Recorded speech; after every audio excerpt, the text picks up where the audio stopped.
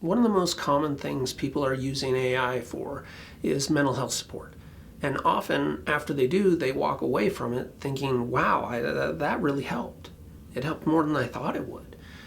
In fact, you or someone you know has probably used AI for mental health. And even though there are the questions out there of is it safe or unsafe, you're thinking, well, if it helps, it helps. What's the problem with that?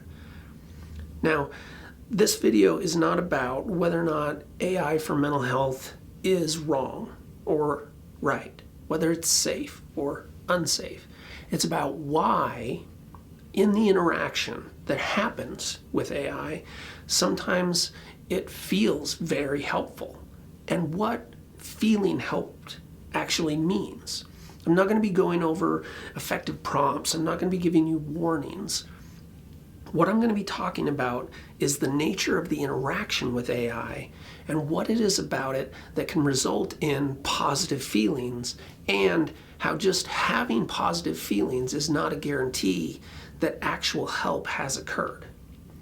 So when we're struggling, whether it's grief, anxiety, trying to sort through an experience, often it's helpful to talk to someone. Sometimes we'll go to a friend, sometimes we'll go to a counselor, but for a lot of us, we're going to AI. And AI is often able to do something that our friends can't. It responds calmly, it responds quickly, it responds clearly. It doesn't judge, doesn't interrupt, doesn't bring up its own issues, gives accurate reflections. But basically, that's just good active listening patterns. Yes, it results in a real experience of feeling heard and understood. No, you're not just being tricked into feeling better. Those patterns of listening do result in those real, honest feelings. But that same experience can happen with a skilled human. AI didn't invent that listening pattern, that interaction pattern. That counselors, teachers, coaches, parents can all provide that same listening pattern if they've been trained to. What AI changes about the pattern is that it provides that active listening instantly, provides it 24 hours a day, 7 days a week. It's consistent. It's never tired. It's never overwhelmed. It always has time for you. And this feels good, whether it's from a human or from AI, to have that listening to experience and have it happen immediately and feel like there's always time for me. It's an honest feeling. But feeling that feeling, feeling good, does not mean that we've actually been helped. Yes, they can occur at the same time. You can feel good and have received help, but feeling good doesn't guarantee that help happened. So there's a joke that you can give a man a fish and feed him for a day, or you can teach a man to fish and he'll spend the rest of his life in a boat drinking beer.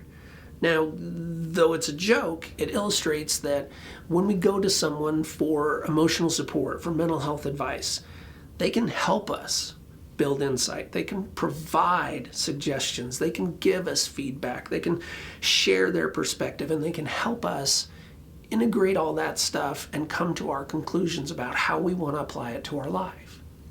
But they can also just tell us what to think. They can tell us what to do. They can tell us what's right or wrong. And now, even though it may have been in the context of effective listening, they didn't let us develop or integrate that belief into our life. This dynamic can occur both with humans and with AI. The difference is that with AI, it can happen more often and more smoothly because AI never doubts. It doesn't pause. It doesn't slow down.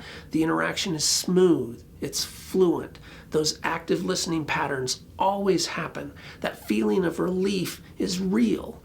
And so that shift from, am I taking this insight and writing my own story, or is AI telling me my story, happens without even noticing. Now, that's not to say the information AI is giving is good or bad. Some of it is really good. It's not to say, is AI good or bad? That it's a neutral thing. It's just been programmed to interact in a way. The question is, were we told about ourselves and told what to believe and told what to do, or were we guided towards making our own conclusions? AI is able to provide positive interactions. It's able to provide an effective listening experience. That relief is real. It's true that you felt that way, and true growth can occur.